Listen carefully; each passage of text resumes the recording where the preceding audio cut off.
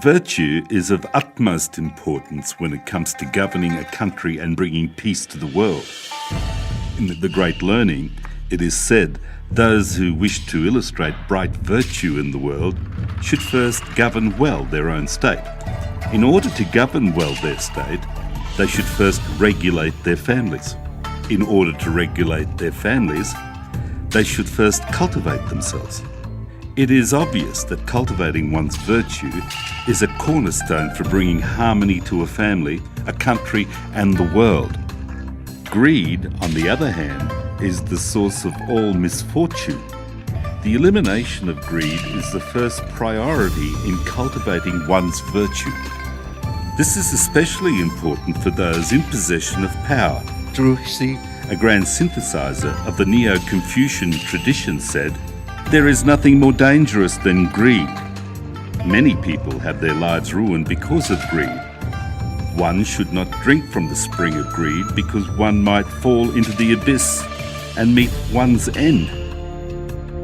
In the Book of Changes, it is said, families who do good will receive many blessings. Families who do bad will suffer from many disasters. Also, Mencius said, when people of all levels struggle for benefit, the country is in danger.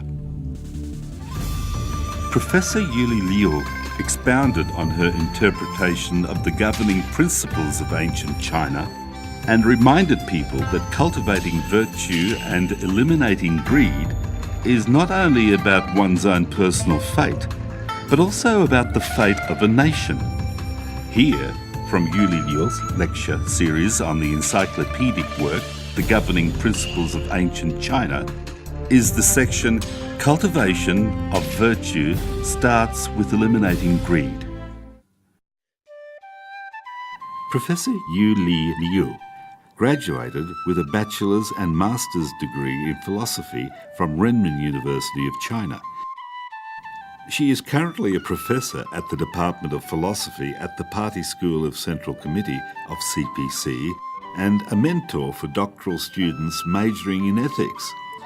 She is also a visiting professor at Tsinghua College, Sun Yat-sen University. Professor Yuli Liu has published many academic papers, received a PhD from the University of Hull, UK, and is a postdoctoral scholar at the National University of Singapore. She has been invited to give lectures and participate in workshop seminars in the UK, Italy, the USA, Canada, Australia, Japan, Singapore, Indonesia, and Hong Kong. In 2015, 2016, and 2017, she was invited to UNESCO headquarters in Paris to give talks based on the governing principles of ancient China. The central theme of her talks was the importance of the sage's education. In other words, learning from the wisdom of the past and also how to promote moral education. She has contributed greatly towards the dissemination of Oriental culture in the Western world. This video was edited by the Governing Principles of Ancient China translation team of the Pure Land Learning College Association and is based on the lectures by Professor Yuli Liu. Hello everyone, it's good to be with you today to share with you the wisdom in the governing principles of ancient China. Today we'll talk about the importance of eliminating greed. The Governing Principles of Ancient China is a multi-volume compilation of principles on how to govern a country. How does one begin to do so? Let's start with a conversation in a special period of ancient China that was recorded in Lietz in the Governing Principles of Ancient China. The spring and autumn period and the warring states period in ancient China was known as the Golden Age of Chinese philosophy. It was an era in which a broad range of thoughts and ideas were developed, which was called the contention of 100 schools of thought. Liu Yu Ko, known as Lietz, who lived in the Warring States period, was a prominent figure in Taoism. His ideas were recorded in the book Lietz. Some treatises in lids were included in the governing principles of ancient China.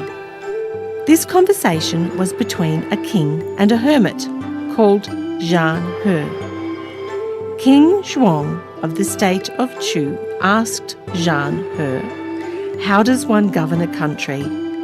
Zhang He said, "I only know how to cultivate myself. I don't know how to govern a country." The king said, "I own the entire state, and I wish I could maintain it and govern it well." Zhang He replied, "I've never heard of a king who had cultivated himself well, yet his country was in turmoil. And I've never heard of a king who hadn't cultivated himself, yet his country was governed well." So the fundamental key is the king's self-cultivation of virtue, and I shall not comment on any secondary matters like how to govern a country. The king responded, "Well said." There are many such records in the compilation, The Governing Principles of Ancient China, in which are included many conversations like this from books of the past in order to provide guidance to the emperors. We can easily summarise the essence of the compilation, which is the cultivation of virtue of the emperor himself. We can also read from the Great Learning, from the Son of Heaven to the masses of the people, all must consider the self-cultivation of virtue to be fundamental. Some people in history have claimed that Confucianism is a kind of mind opium used by the ruler to fool the people. I disagree with that. As we have just read in this Confucian text, the emperor should cultivate virtue first. If the ruler, in other words the emperor, wanted to fool the people, he would not require himself to do self-cultivation. On the contrary, he would require his subjects to do so. From here, we can understand the teaching in the governing principles of ancient China is not the tool for rulers to fool the public, but to encourage leaders to cultivate their virtue first for better governing. President Xi Jinping is a person who attaches importance to self-cultivation and has provided us with a great example. We can see that he launched campaigns against corruption in China, after which substantial progress has been achieved. Why is he able to do so? The most important factor is that he himself took the initiative and set good examples for all the people. When he travelled to the south of China for an inspection, he instructed that there be no extravagant meals and no fleets of cars and escorts. He ate simple self-service food in the canteens and created no disturbance in the daily lives of the people. With such an example, all government employees could easily follow suit. That's why we could see the great results in the fighting of corruption in China. President Xi has great confidence in the traditional Chinese culture, and he attaches great importance to it. He also applies the essence of traditional Chinese values in the governing of modern China. Now that we understand the importance of self-cultivation, how should we start? Let's turn our attention once again to the Great Learning. There are 8 progressive steps to bring peace to the world. They are, number 1, to eliminate greed. Number 2, to illuminate one's conscience. Number 3, to have sincere thoughts. Number 4, to rectify the mind. Number 5, to cultivate oneself. Number 6, to manage a family. Number 7, to govern a country. And finally, number 8, to bring peace to the world.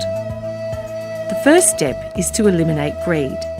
The literal meaning is to fight or to battle greed for all kinds of things. One must be able to resist the temptation of money and sex, fame and gain. In simple words, greed. This is why the wise Chinese of the past taught us that the priority of cultivation is the elimination of greed. Without fulfilling this very first step, one could not make progress in the remaining steps. To sum up, Governing a country starts with one's self-cultivation of virtues, and this cultivation starts with eliminating greed. Professor Yuli Liu quoted text from Lietz in the Governing Principles of Ancient China of a conversation between King Zhong of Chu and Jian He in the Warring States period of how to govern a country. She introduced the well-known saying that governing a country is based on the cultivation of one's virtue. How should one start with the cultivation of virtue? We read in Mencius, "When people of all levels struggle for benefit, the country is in danger." In other words, when people of all levels in a country struggle for profits and gains, the nation would be in danger. Therefore, in order to govern a country, cultivating one's virtue is the first priority. To cultivate one's virtue, one must first eliminate greed. Was Jian He merely talking theoretically? And was Mencius being overly cautious? Let us continue with lectures on the governing principles of ancient China. Cultivation of virtue starts with eliminating greed. Let's turn our attention to a passage from the records of the Grand Historian that was included in the governing principles of ancient China as another example. King Li of Zhou ascended to power, and he was greedy for wealth and property. He was close to Duke Yi of Rong, who amassed wealth and property through his power to give to the king. At the time, there was a loyal minister by the name of Rui Liangfu.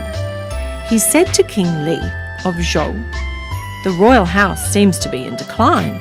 You see, those learned and virtuous intellectuals of the past were able to see one tiny clue which reveals something big.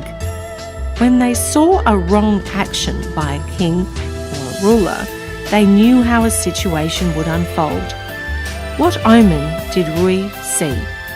He explained, "Duke Yi of Rong is good at monopolizing profits, but knows not grave disasters. Actually, not only this, he did not know the adverse effects of his deeds on society either."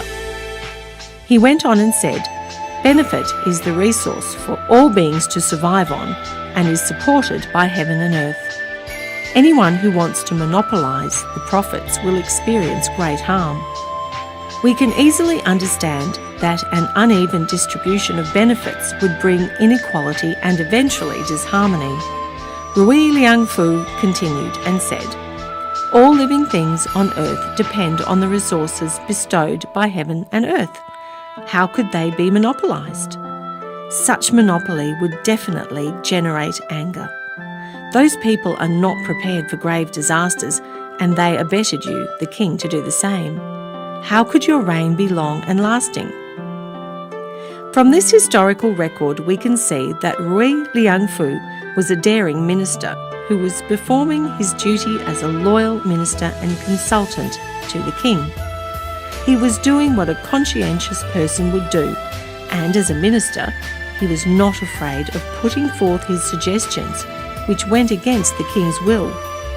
Rui Liangfu continued to say, "When ordinary people monopolise wealth, they are called thieves.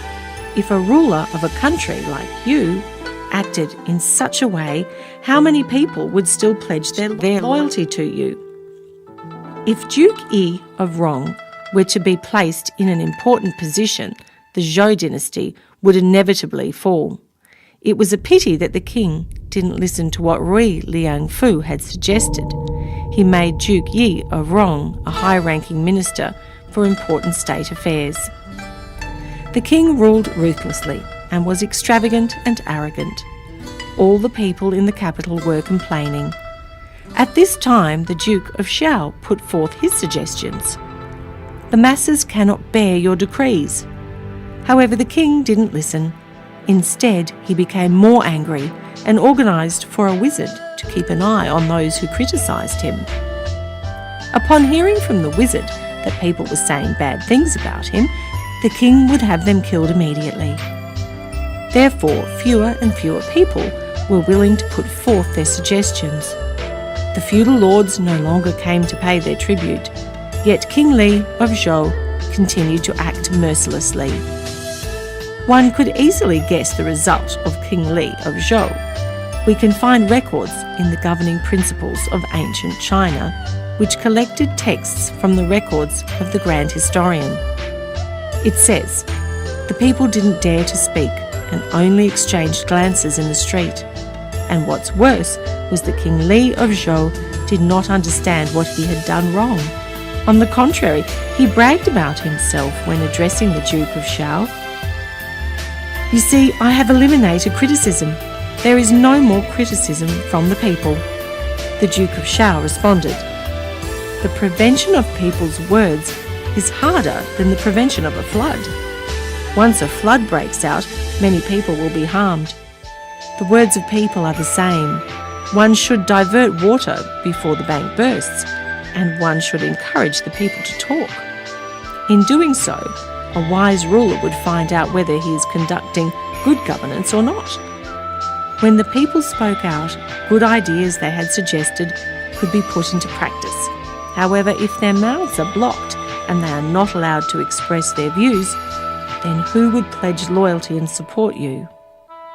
However, King Li of Zhou didn't listen, and as a result, 3 years later, a revolt broke out against King Li of Zhou.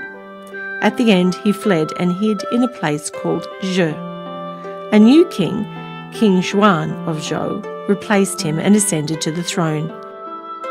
The new king rectified the situation and tried to observe the moral practices of the past sage kings, such as Kings Wen and Wu of Zhou and Kings Cheng and Kung of Western Zhou, and resumed virtues education.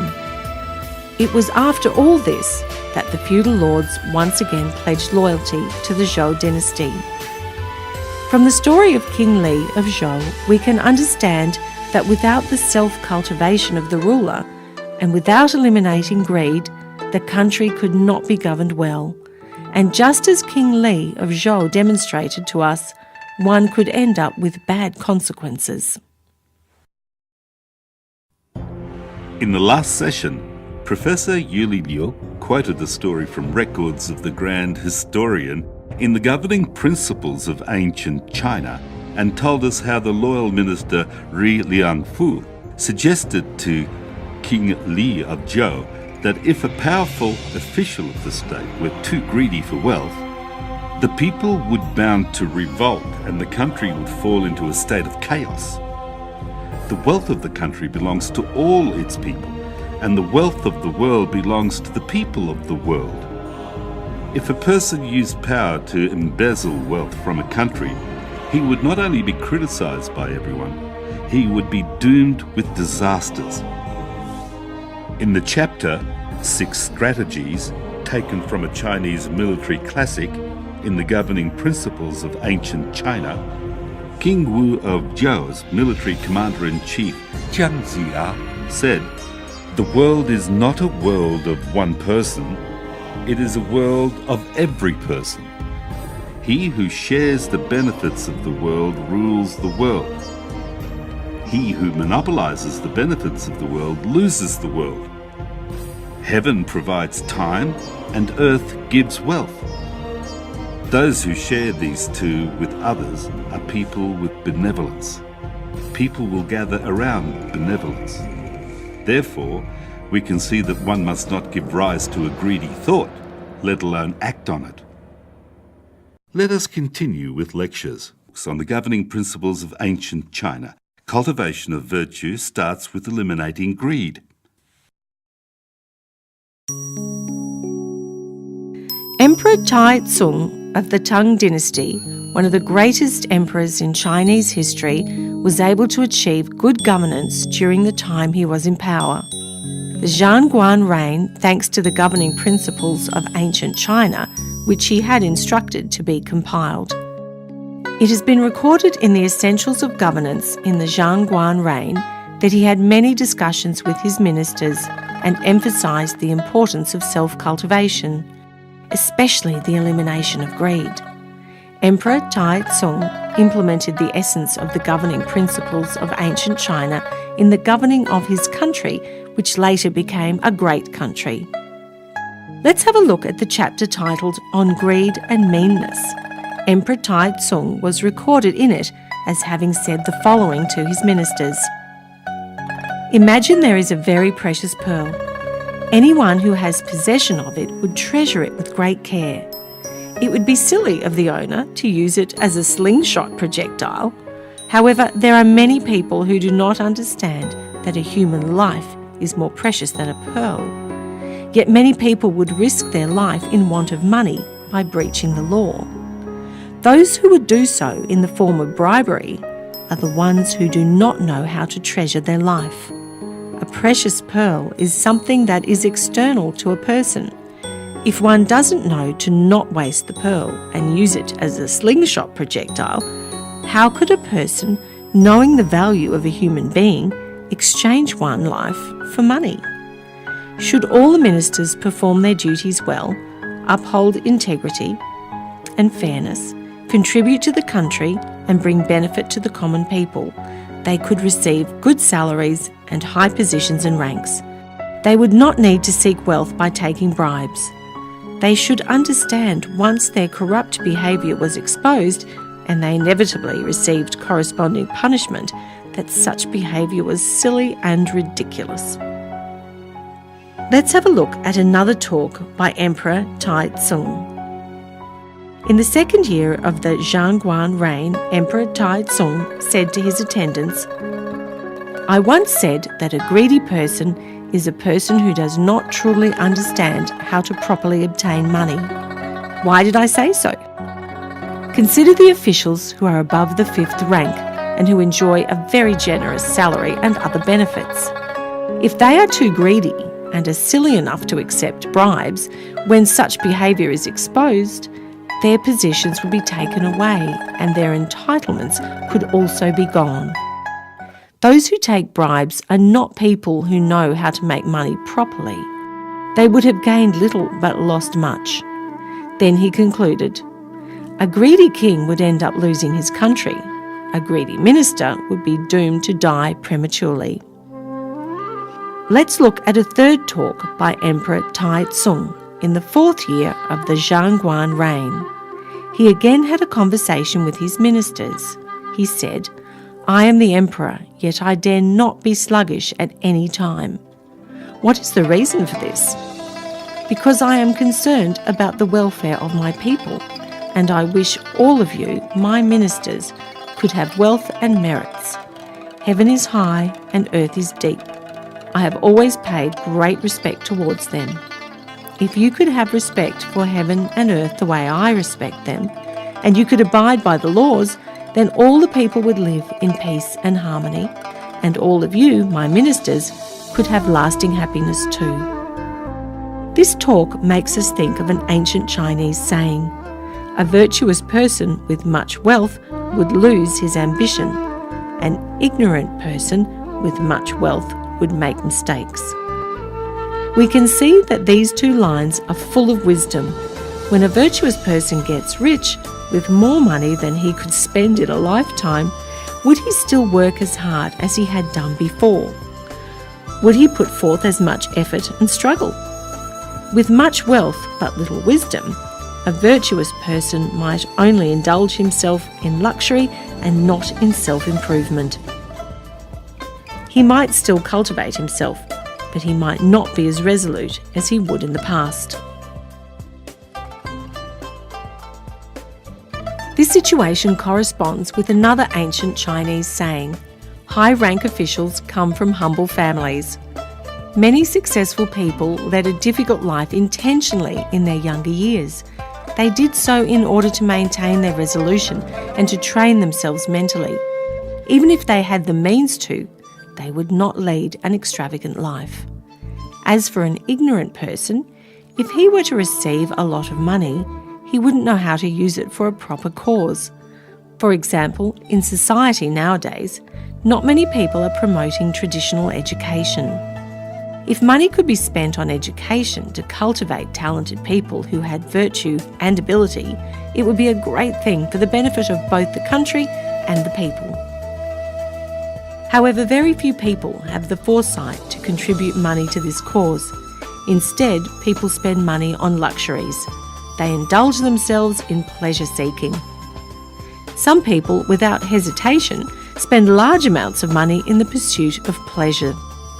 They buy luxury goods without blinking their eyes.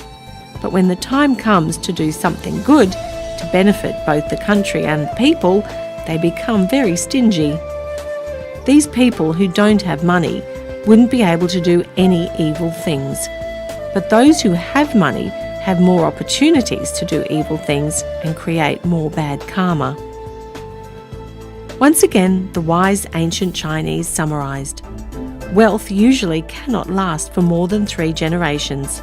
This rule applies to ordinary people. Those who cultivate merits and wisdom hopefully could have their wealth last for more than 3 generations.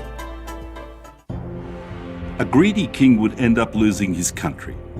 A greedy minister is doomed to die prematurely. Greed can kill a person or destroy a country. This is not an overstatement.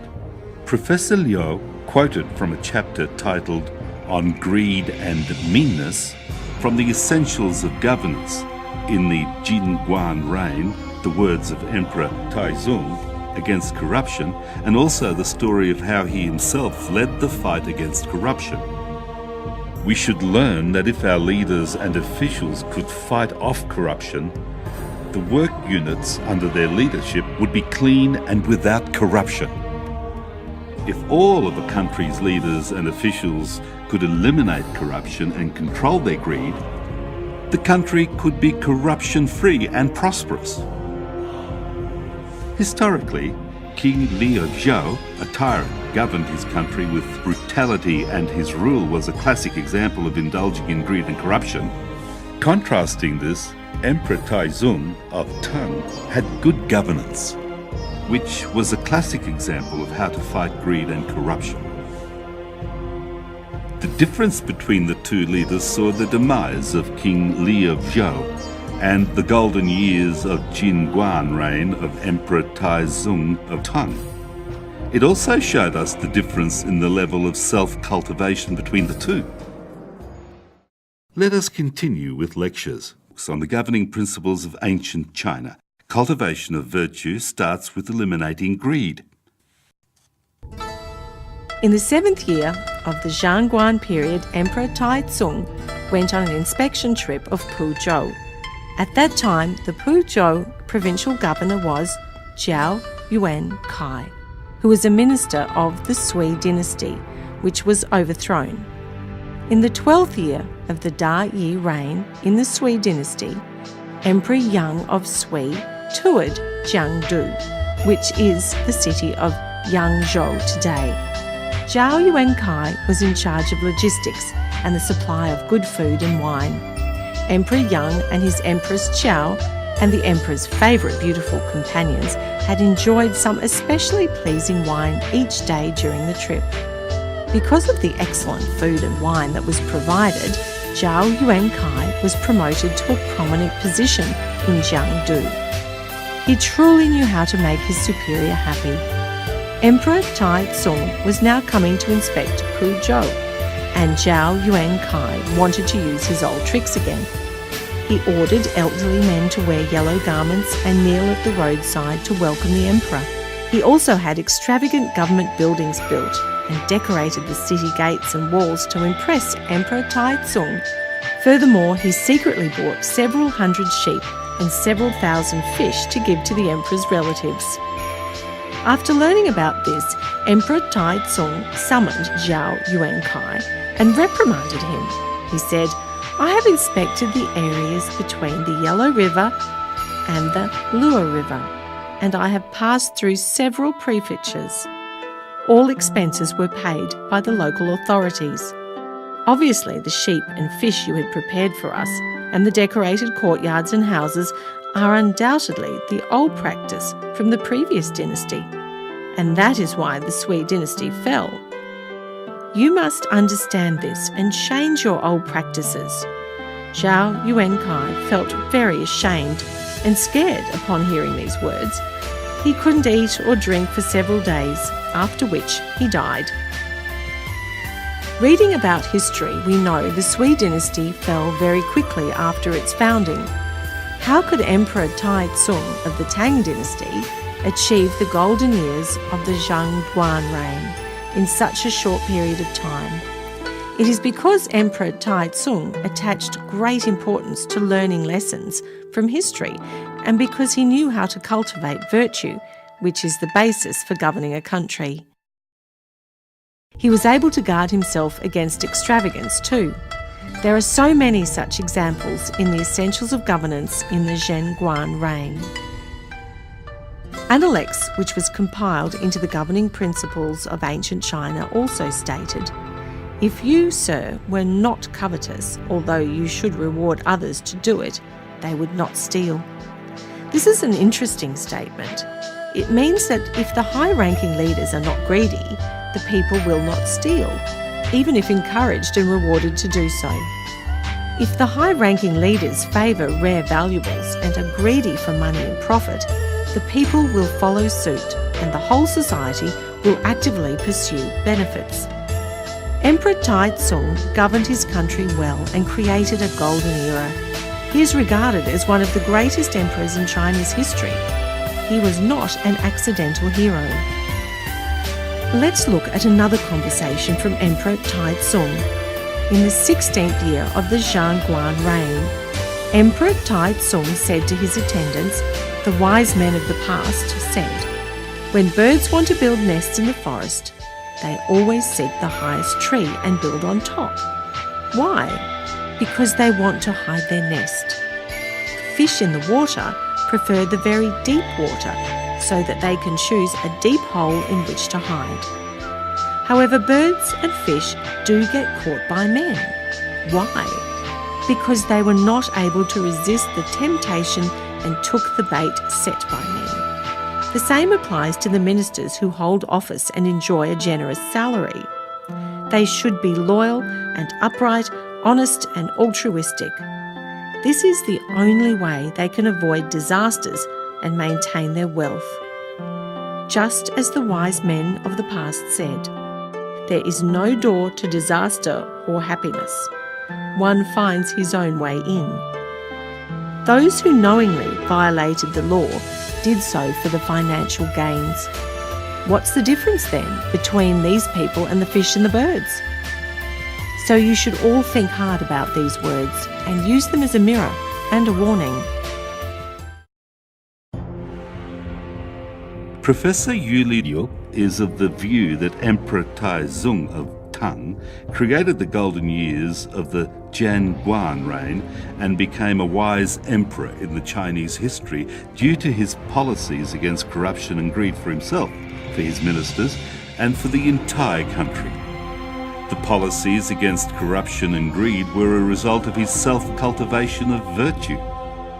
The reason for his achievement in virtue was largely because of his familiarity with the governing principles of ancient China. Therefore, Professor Yu Liu reminded us again that those who want to accomplish much must first cultivate their virtue, and that the cultivation of virtue starts with eliminating greed. What is the significance of studying the governing principles of ancient China today in the fight against corruption? If our leaders and officials could benefit from the advice in this compilation, they would be inspired by the wisdom in it. They would be able to refrain from being tempted by wealth, sex, fame and gain. Peace of mind would come when wealth was acquired properly. When people know that greed for wealth and profit will ultimately bring significant losses, just like fetching water with a bamboo colander, they would no longer be greedy for wealth and profit. That is all for today. Thank you.